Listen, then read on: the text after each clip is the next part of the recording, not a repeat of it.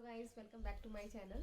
आज जो मैं आपके साथ शेयर करने जा रही हूँ वो है 6 month strategy for CSIR net. पहले भी मैंने आपके साथ एक वीडियो शेयर की थी जिसमें थी 2 मंथ स्ट्रेटजी। बट उसमें ऐसा था कि वो उन बच्चों के लिए थी वो स्ट्रेटजी जैसे कि जो ऑलरेडी प्रिपेयर कर रहे हैं ऐसे एग्ज़ाम्स के लिए, तो वो उनको मतलब जैसे अभी अगर हमारा एग्ज़ाम जून में होता तो हम उसको कैसे कवर करते, तो वो एक स्ट्रेटजी थी। बट अगर आपको जैसे जो फ्रेशर्स हैं उनको अगर स्टार्टिंग से ही प्रिपेयर करना है तो उनको एटलीस्ट 5 to 6 मंथ्स तो चाहिए होंगे। तो वो मैं आज आपके साथ शेयर करने जा रही हूँ और वही स्ट्रेटजी मैं भी फॉलो कर रही हूँ। तो आई होप आपको ये स्ट्रेटजी अच्छी लगे। तो फर्स्ट तो आपको अगर आप फ्रेशर हैं या जैसे आपने मास्टर्स कर ली है तो आपको क्या पता होना चाहिए इस एग्ज़ाम्स के बारे में, वो हम वन बाई वन जो है मैं आपको पॉइंट्स के थ्रू बताऊंगी। तो आप को मतलब आई होप आपको वो सारे पॉइंट समझ आ जाए। फर्स्ट पॉइंट है फोकस एंड कंसंट्रेशन।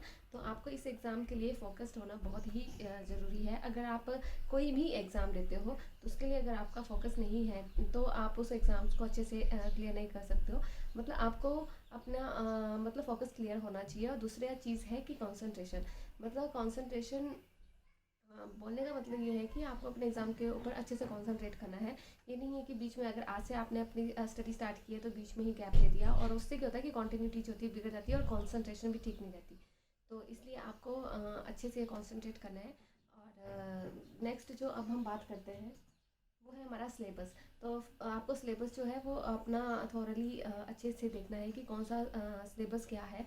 क्योंकि हम जो CSI नेट के लिए जो भी बच्चा प्रिपेयर करता है, कोई भी स्टूडेंट है, तो वो उनका बैकग्राउंड जो होता है वो डिफरेंट डिफरेंट होता है। कईयों ने मास्टर जो होती है, कई स्टूडेंट जो है वो अपनी बॉटनी में करते हैं, कई जोलॉजी में करते हैं।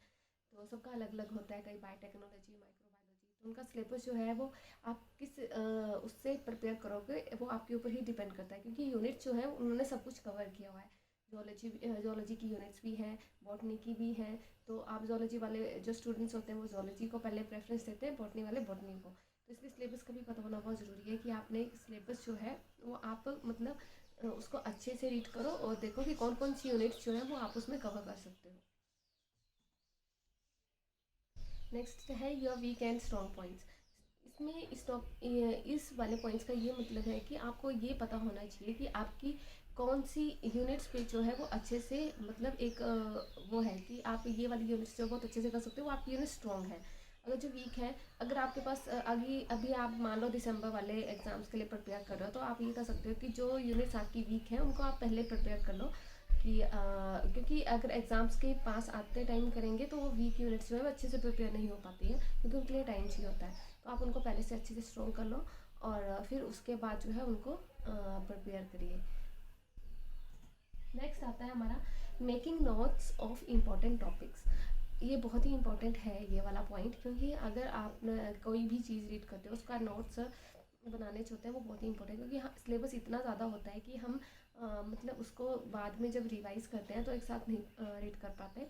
तो इसलिए नोट्स बने होंगे तो नोट्स क्या होता है कि वो एंड में बहुत ही ज़्यादा हेल्पफुल होते हैं रिवाइज करने के लिए जब भी एग्ज़ाम पास में आ रहा होता है। तो इसलिए जो है ये नोट्स मेकिंग हैबिट जो है हर एक स्टूडेंट की होनी चाहिए। तो बाकी कि नोट्स कैसे बनाएं, मैं सोच रही हूँ कि एक वीडियो उसके ऊपर भी बनाऊँ जो मैं फॉलो करती हूँ, तो उनकी ताकि आपको उसमें भी हेल्प मिल सके।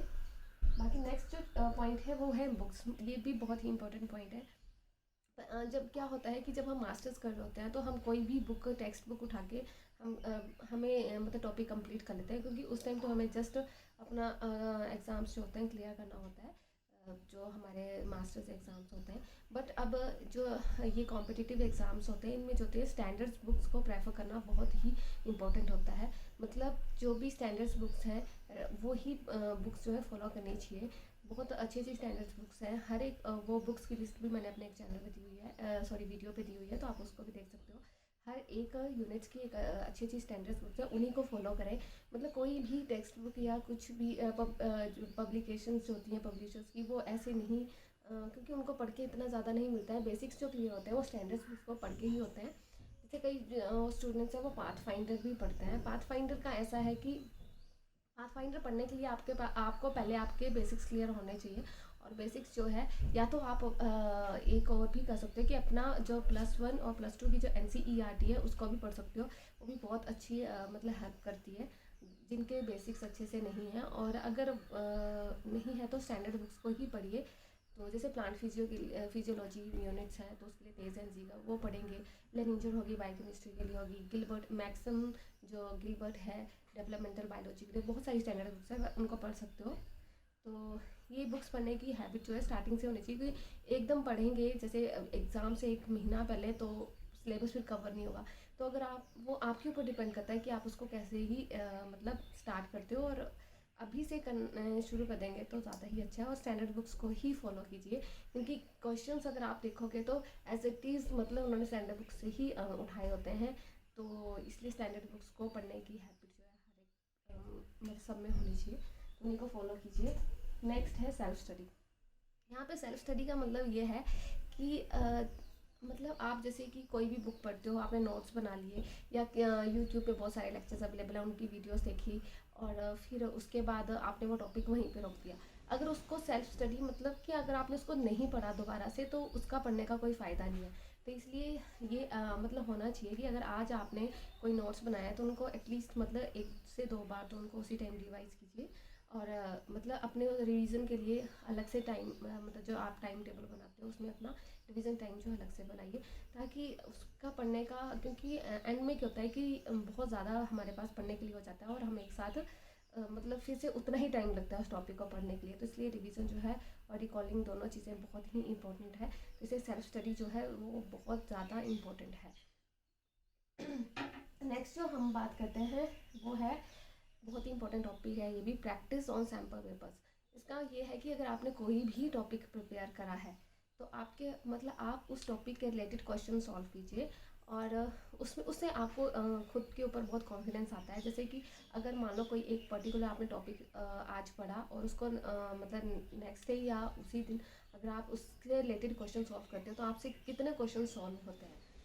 तो वो बहुत सारे ऐसे सैम्पल्स पेपर्स जो होते हैं वो ऑनलाइन अवेलेबल होते हैं, तो आप उसके थ्रू जो है वो सॉल्व कर सकते हो। और अगर आपके मतलब अच्छे से क्वेश्चंस के आंसर निकल रहे हैं तो वो खुद के ऊपर ही एक अच्छा पॉजिटिव मतलब होता है कि हम अच्छे से प्रिपेयर कर रहे हैं। अगर नहीं हो रहा है तो ये भी पता चलता है कि हमारे जो है वो कहाँ पे मतलब कौन सी ऐसी चीज़ है जहाँ पे हमारे को मतलब और पढ़ना है, या कुछ और अच्छे से मतलब थोड़ा और थॉरली पढ़ना है। तो बहुत सारे हेल्प करता है क्वेश्चन पेपर को सॉल्व करने में।